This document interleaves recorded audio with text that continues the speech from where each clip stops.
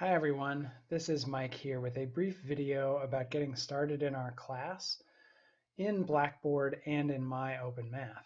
So I'm here in the main Blackboard page where you should see your list of courses for the spring, just like I can see mine here.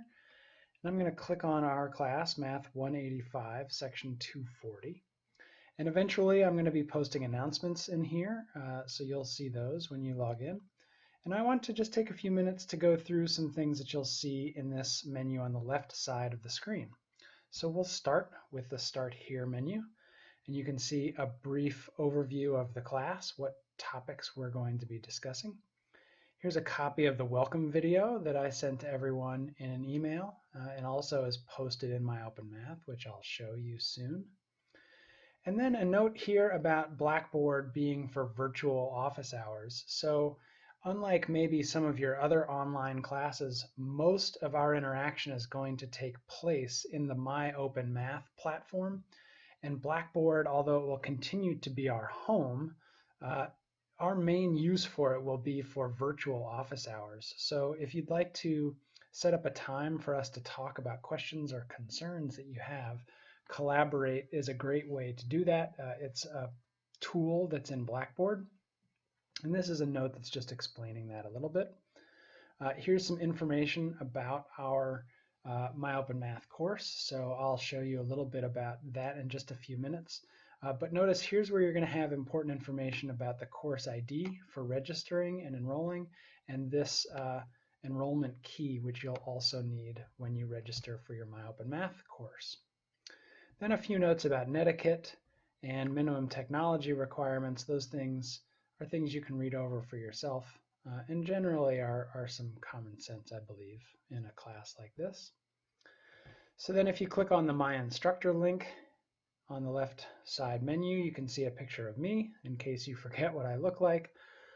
There's also some information about contacting me, my phone number, my email address, and then some information about my campus office hours. A little bit about me personally, and then some links to email me and then to meet me virtually online. So there's actually a special spot in the menu for this, and that's actually the next link here. It's called the Virtual Office Hours link. And when you click on that, there are instructions for how to use this tool called Collaborate Ultra. But I'm going to show you just briefly what to do if you want to meet with me virtually. You're just going to click on this link here, Blackboard Collaborate. And then what will happen is you'll see the course room is unlocked. And over here on the right-hand side, there's this icon with 3 little dots. When you click that, you want to click Join Course Room. And when you do, you'll be taken to a page that looks like this. And assuming that we've agreed to meet, then I will be in the room, and I'm not going to complete these tests right now.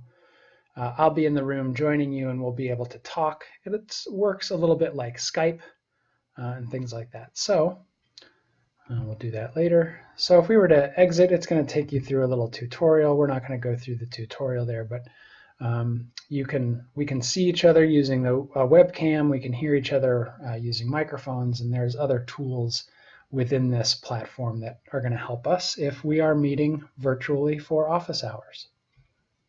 So I'm going to exit out of there, and we're going to look at the syllabus and schedule link here.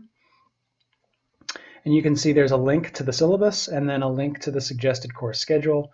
Note that the course schedule is actually also embedded in the syllabus. It's the last thing that you'll see at the bottom of the syllabus document, but here you can see them operating separately if you'd like. And then also a link to telling you a little bit more about MyOpenMath. So if you click on this link here, it will take you directly to the MyOpenMath login page, which I'll show you in just a moment. And then in this folder, gives you more information about setting things up for the course. So here's information about registering and how MyOpenMath is going to be used. You can see again the course ID and the enrollment key are here. And then there's a video here that's posted right there. That's this video that you're watching right now that's going to be there. And then in case you'd like another introduction to working in MyOpenMath, here's another video that's posted on YouTube. There's also a link here that tells you about the accessibility of the MyOpenMath platform.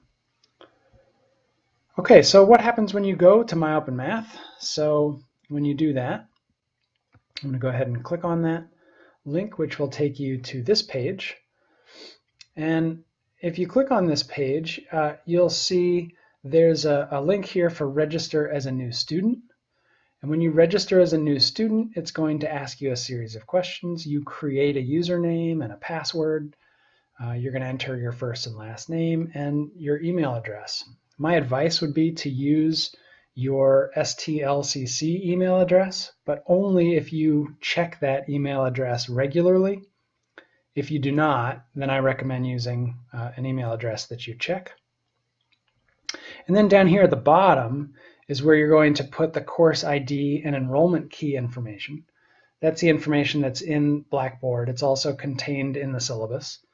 And then when you press sign up, it will, down at the bottom here, it will take you back to the screen here where you can then log in. And when you do, you'll see this picture, which will list courses that you're enrolled in. And if you've taken another course using MyOpenMath, you'll see that here. But if this is your first MyOpenMath course, then you'll just see our pre-calculus class, section 240. And when you click on that, then it will take you to this page. And you can see right away that there are links here at the top that tell you a little bit about various things related to the class. There are messages that you can check or write using this link. There are weekly forums that you can go to using this link. The calendar is a tool that I recommend using frequently. It will tell you all the important dates that are coming up. And when you click on a date, you can actually go to that particular link. And for example, if you want to watch the video lessons for that day, then you can just click on that link and it will take you there. And then the gradebook will show you all of the things that you've done. And since this is the beginning of the class, I have not done very much. And it'll give you a summary of your overall grades. The main idea for MyOpenMath is that it's organized into things called blocks. And blocks are either indicated using a little triangle like you see here, or using a folder icon. When there's a triangle next to a block, what happens is you can click on that triangle and it will expand the block and show you what's inside. So in the Start Here block, you can see a link to the welcome video, a link to the syllabus, a link to my office hours for the semester. Here's another version of the calendar. Same idea. If you click on a date, it will take you, you can click on the links that go with the things you're supposed to do that day. This is also where you'll find assignment number 1, and I'm going to show you that in just a moment. Here's another block for course tools, which links you to the textbook and some other tools that we'll be using, including Desmos. I'll say more about Desmos as the class goes on. And notice that when you click on the triangle again, you can collapse the block back into a smaller space so that it doesn't take up all of your screen anymore if you want to look at other stuff. You can see there are weekly discussion forums here, and this block is denoted by a folder, and when you click on that, it will take you to the weekly discussion forums. Notice that the weekly forums are due every Wednesday at 11:59 p.m. You only need to post to these forums once per week, and if you want to learn more about what that looks like and how to earn full credit, you can click on this link here that tells you what guidelines you should follow for posting into the forum. For the first week, your main job really is just to introduce yourself and tell the class a little bit about who you are and what brought you to our class this semester. There's also a folder here for all the activities that I'm going to ask you to do. Remember from the welcome video, that's another component of the course that's intended to help get you ready for the exams. And then there are the content folders. The content blocks are here down below. The Unit 0, which is a set of review materials. And then Unit 1, which is really the first new information in the class. And that's broken down into smaller pieces. So the first set of things you'll work on is related to angles, and then circles, and so on. You can navigate to all of these things using the calendar, but you can also find them within each block. Let me just show you a little bit about what the assignments look like. So I'm going to go back to start here, and then I want to show you assignment number 1. Before I show you assignment number 1, though, notice the due date is listed underneath the assignment, and then there's this link here that says use a late pass. If you think that you may not be able to make the deadline given for a particular assignment, you can click this link here, and it will give you the ability to extend your deadline by 3 days. So if I click on assignment number 1, it's going to take me to an introductory page that says how many points it's worth and when it's due. And when I press Start Assessment, it's going to give me these questions. Many of the questions are multiple choice, but not all of them are. If I skip ahead to some other questions here, say question 10, I'm going to be asked to enter certain numbers in. And so a lot of the questions are free response. And when I click on something that's a free response, then I get a palette that gives me an opportunity to type in math symbols if I need help with that. I want to just say something really quickly about how to enter in answers into this format. So if I go backward, I think I'm just going to go back to one of these multiple choice questions. If I answer a question incorrectly, well, maybe a multiple choice is not the best way to show this function. So I'm going to go back to a question like this. And let's say I want to, it says enter in this expression. So I'm going to enter in the expression 2x squared plus 10x minus 9. So that should do it for that particular question. Let's say I'm having trouble with a particular item and I get it wrong. So this expression asked me, or this question asked me to enter that expression, but let's say I don't enter it in properly or I just get the wrong answer. When I press Submit Question, well, there we go. Then notice it tells me that my score is 3.33 out of 10, so I only got 1 out of those 3 questions right. It tells me that I got the first question right. Obviously, I didn't answer the last question, and I get another try at this item here. So let me say I try it again. Maybe I change my answer. Of course, this is not correct either, but when I press Submit Question, it's going to tell me the same thing.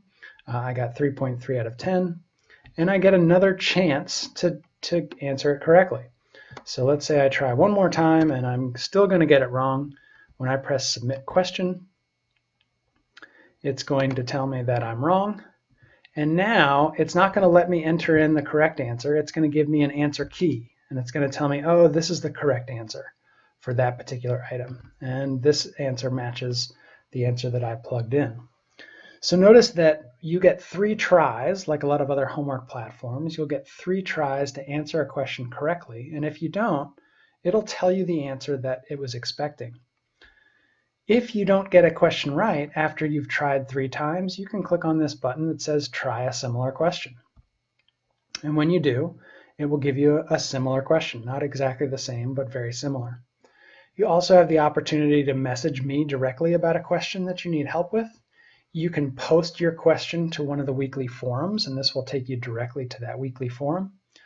Or you can just press Jump to Answer, and what it will do is it will show you the answer key, but it won't give you credit. So you can see there's the answer key there. It'll tell me what it expects the answer to be for each one of these. But you won't be able to earn your own credit until you try a similar question and do it on your own. So that's just a brief picture of what the assignments look like in this class, and I hope you'll find it to be relatively easy to use. There's one last thing that I'll mention here before signing off. Not all of the blocks, not all of the units will be available to you right away, so you can see Unit 3 currently is empty, as is Unit 4 and some of these other units as well. The focus there is to try and get you to work on these units here, which where our focus for the early part of the course is going to be. And so as the semester moves along, your access to these units will become available. So I hope this has been a helpful video for getting you started and getting you ready to use MyOpenMath in the class. Of course, if you have any questions or concerns as you work, please be sure to let me know. Good luck.